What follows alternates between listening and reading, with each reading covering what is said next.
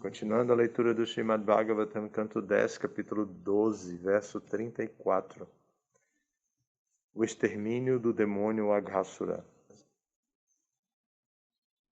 Tatotista swakrito kartahanam puspai sugapsarascha nartanai gitai sura vadyadarascha vadyakai Stavaischa vipra jayani swanairgana.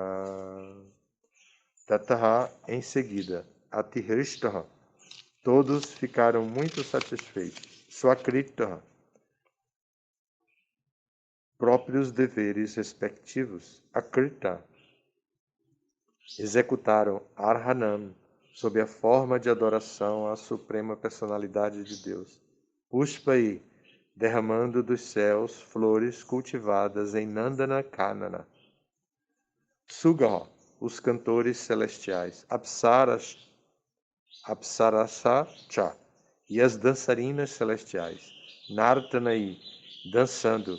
Gitai, cantando canções celestiais. Suraha, todos os semideuses. Vadyadaracha, aqueles que tocavam tambores musicais. Vadyakai, tocando respectivamente. Stavai, cha, e oferecendo orações. Vipraha, os brahmanas. Jaya Nishwanai, simplesmente glorificando a suprema personalidade de Deus. Ganaha, todos. A tradução é a seguinte. Em seguida, estando todos satisfeitos, os semideuses começaram a derramar flores de Nandana Kanana. As dançarinas celestiais começaram a dançar. E os Gandharvas, que são famosos cantores, ofereceram canções sob a forma de orações. Os percussionistas começaram a bater seus tímbales e os brahmanas ofereceram hinos védicos. Dessa maneira, tanto no céu quanto na terra, todos começaram a realizar seus próprios deveres, glorificando o Senhor. Significado dado por sua divina graça, Srila Prabhupada. Cada um tem determinado dever. Os Shastras concluem Nirupinita, que, através de suas próprias qualificações, todos devem glorificar a Suprema Personalidade de Deus. Se você é um cantor, sempre glorifique o Senhor Supremo cantando primorosamente. Se você é um músico, glorifique o Senhor Supremo tocando instrumentos musicais. Swanusthithasya dharmasya samsiddhi haritoshana. Bhagavatam 1, 2, 13. A perfeição da vida é satisfazer a personalidade de Deus. Portanto, começando desta terra e indo até o reino celestial, todos se ocuparam em glorificar a suprema personalidade de Deus. É a opinião de todas as grandes pessoas santas que quaisquer qualificações que alguém tenha adquirido devem ser utilizadas para glorificar o Senhor Supremo. Idam hi punsastapasa shrutasya va suistasya suktasya cha buddhi datayo avichutorita kavibhi nirupito yadutamashloka gunanuvarnanam. Os sábios eruditos concluíram definitivamente que o propósito infalível do avanço do conhecimento, austeridade, estudo védico, sacrifício, canto de hinos e caridade é encontrado nas descrições transcendentais das qualidades do Senhor, que é definido em poemas seletos. Do Bhagavatam 1, 5, 22. Esta é a perfeição da vida. Todos devem aprender a glorificar a Suprema Personalidade de Deus através de suas respectivas qualidades. Educação, austeridade, penitência, ou, no mundo moderno, negócios, indústria, educação e assim por diante, tudo deve ser ocupado em glorificar o Senhor. Então, todos no mundo serão felizes. Krishna vem, portanto, para manifestar suas atividades transcendentais, de modo que as pessoas tenham a oportunidade de glorificá-lo sob todos os aspectos. Entender como glorificar o Senhor é o verdadeiro processo de investigação. Ninguém deve ficar pensando que algo pode ser entendido sem Deus. Esta é uma atitude réproba. Bhagavad Bhakti Nasya Jati Shastram Japastapa Apranasyaiva Dehasya Mandanam Lokaranjanam Hari Bhakti Sudodaya. Sem Bhagavad Bhakti, sem glorificação ao Senhor Supremo, tudo o que nos resta é a simples decoração de um cadáver. Aqui temos um tema bem filosófico, embora o texto em si seja descritivo de uma atividade de Krishna e seus associados, incluindo os semideuses muito distantes, porque aqui fala dos semideuses que de lá de Nandana Kanana, o jardim celestial, eles jogam flores para glorificar Krishna pelo seu passatempo no extermínio de Agasura. E também fala dos Gandharvas que estavam cantando, das Apsaras que estavam dançando. E fala dos percussionistas, né, que tocavam timbales aqui. Também dos Brahmanas que oferecem hinos védicos. Embora essa apresentação universal inclua tantas pessoas que nem estavam presentes pessoalmente ali no passatempo de Krishna em Vrindavana, a descrição aqui é de um passatempo. Porém, Prabhupada vai para um ponto bastante filosófico, puxa esse tema filosófico, escreve um significado bastante filosófico com citações. E precisamos lembrar que isso já é a tradução de Prabhupada com seu comentário, já é 1977, pouco antes de Prabhupada deixar esse mundo. Então aqui Prabhupada está praticamente em cima de uma cama, traduzindo, como a gente vê naquela foto e às vezes no filme, traduzindo com o microfone assim, ditafone, assim na frente dele, segurado por alguém, Prabhupada falando com muita dificuldade. E olha a produção intelectual de Prabhupada. Evidentemente, nós sabemos que não se limita a uma produção meramente intelectual, embora para qualquer intelectual seja uma advertência. Olha o nível da apresentação sob o ponto de vista de uma análise intelectual. Olha o nível do trabalho. Introdução, citação, conclusão, tudo perfeitamente colocado. É bom observar a qualidade da literatura de Prabhupada de acordo com a cultura que nós temos aqui nesse mundo, porque é essa cultura que nos leva a fazer vestibular e entrar na universidade, a fazer um concurso público e ter que fazer uma redação, expressar algum tipo de pensamento. Há uma concorrência, mesmo no mundo materialista, para uma produção intelectual correta, feita de acordo com as normas técnicas. Aqui, Prabhupada segue isso, porém, Prabhupada não está sozinho produzindo esse texto. Prabhupada está completamente conectado com Krishna. E aqui não é o produto simplesmente intelectual de alguém muito culto e inteligente que tem que nasceu dentro dessa cultura e está aqui produzindo algo para completar um trabalho. A seriedade de Prabhupada era tão grande que até os últimos momentos ele estava traduzindo o Bhagavatam.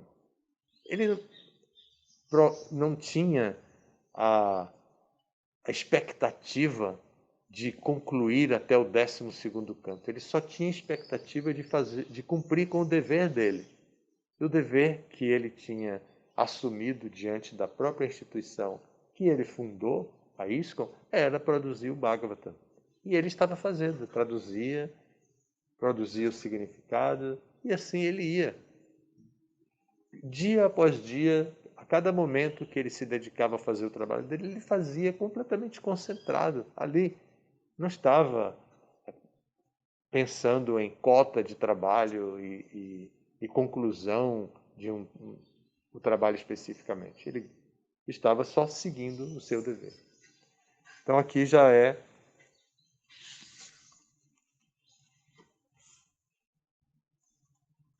eu creio que aqui já é o último capítulo que Prabhupada traduz. Eu acho que no próximo capítulo o Bhagavatam já é traduzido pelos discípulos de Prabhupada. Mas eu não estou tão seguro disso, mas eu acredito que seja o 12º e o 13º. O 13º é o último, que é o próximo capítulo. Brahma rouba os meninos e os bezerros. Depois, já Prabhupada parte desse mundo e os discípulos de Prabhupada fazem o significado. Mas no significado, Prabhupada vai citar o Bhagavatam no primeiro canto, no 5º capítulo. Vai citar também um verso do Bhagavatam do 2º canto, ou do 2º capítulo, que é Divindade e Serviço Divino. Então, ele vai citar esse segundo capítulo, um verso do 2º capítulo. Vai citar também o Haribhakti Sudodhaya. E assim Prabhupada faz um significado para nós estudarmos, pararmos, vermos a seriedade com a qual ele estuda, com a qual ele confirma o conhecimento que ele está nos dando para a nossa prática. Muitos de nós chegaram ao movimento depois que Prabhupada saiu desse mundo. E ainda assim, não deixamos de ter o dever de conhecer a obra de Prabhupada, conhecer bem a qualidade da obra de Prabhupada, como literatura, conhecer a qualidade da obra de Prabhupada como uma mensagem transcendental para a nossa própria iluminação, para conduzir o nosso comportamento para toda a nossa vida, para dar o resultado das nossas atividades humanas nessa vida humana. E sabemos que o propósito dessa vida humana é desenvolver amor puro por Krishna. E o amor puro por Krishna se desenvolve através do processo de serviço devocional. O processo de serviço devocional se estabelece através de ouvir e cantar os nomes, a forma, os passatempos da Suprema Personalidade de Deus. Então, assim, nós estamos, nesse momento, engajados nesse serviço devocional que vai nos proporcionar o amor puro por Krishna no devido curso do tempo. Gradualmente, nós vamos nos libertando das amarras que nos prendem a esse mundo, dos nossos vícios, das nossas manias, das nossas neuroses, e de tudo que nos impede, os nossos apegos, que são tão discutidos no dia a dia da nossa pregação, dos nossos apegos, e nós vamos gradualmente nos libertar de tudo isso para alcançar a experiência de cantar os santos nomes do Senhor sem cometer ofensas e entrar nesse cantar como um veículo de aproximação, como um meio de aproximação de Krishna. E então ter essa relação pessoal com Krishna.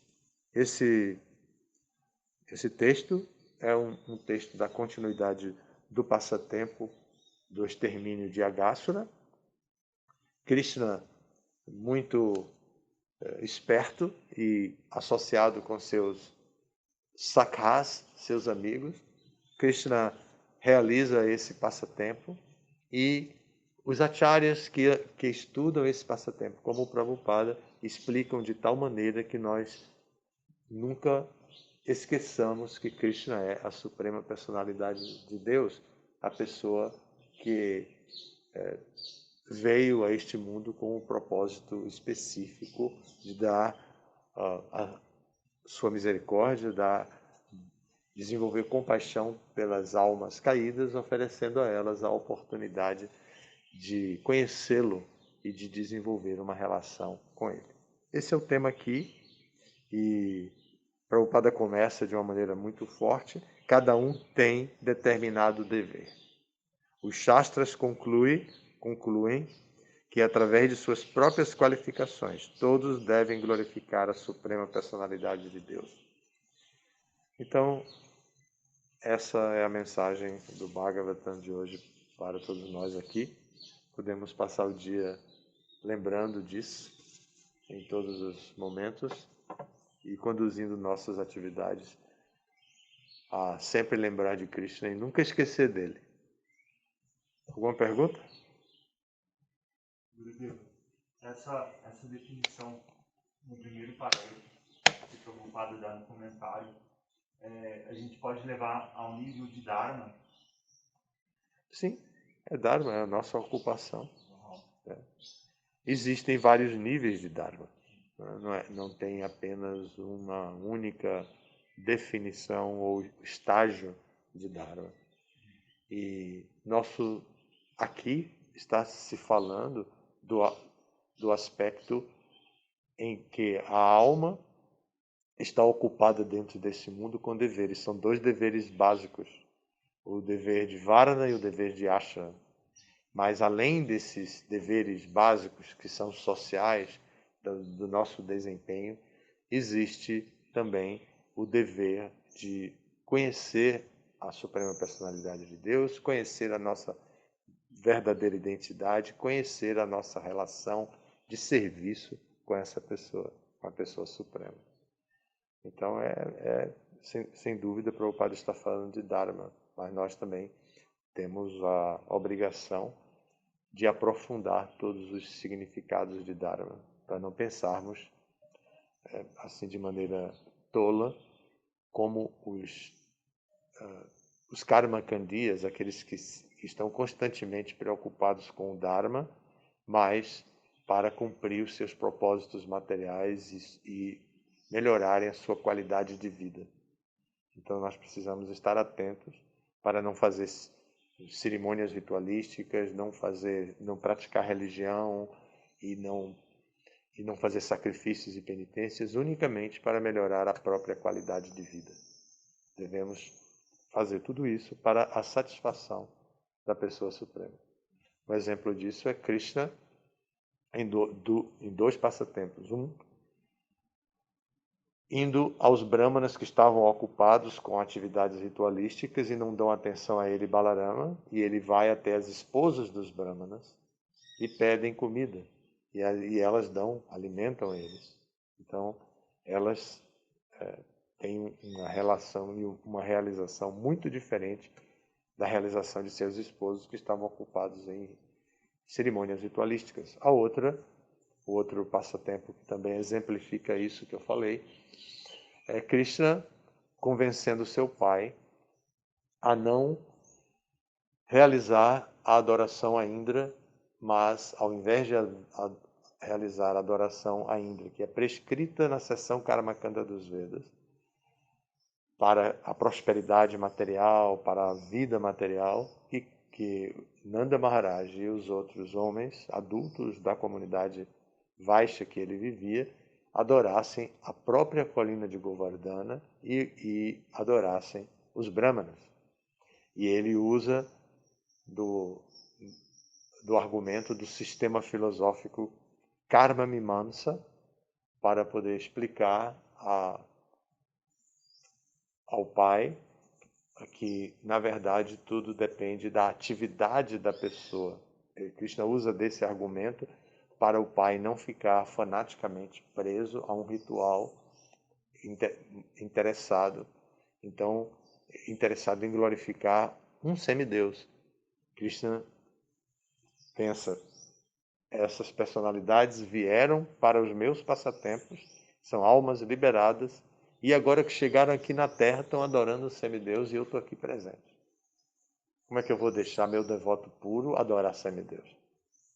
Então, Krishna utiliza da filosofia, do sistema filosófico Karma Mimamsa para trazer de volta o raciocínio do pai e dos adultos para que eles possam refletir sobre o assunto e entenderem que não devem adorar Indra como se Indra fosse realmente aquele que dá a chuva e que, precisando da chuva, eles vão adorar Indra para ter chuva, para poder ter alimento e tudo mais. Então Krishna queria quebrar o ciclo da lógica material, lógica mundana, de que para sobreviver é preciso então estar inteiramente adaptado ao sistema ali tradicional de adorar os semideuses. Krishna estava ali presente para dizer, você está adorando semideus, mas eu estou aqui. E ele consegue fazer isso. Todos eles que já eram devotos puros, ao ouvirem Krishna, mudaram rapidamente a sua atitude. Obrigado. Todas as glórias a Srila Prabhupada.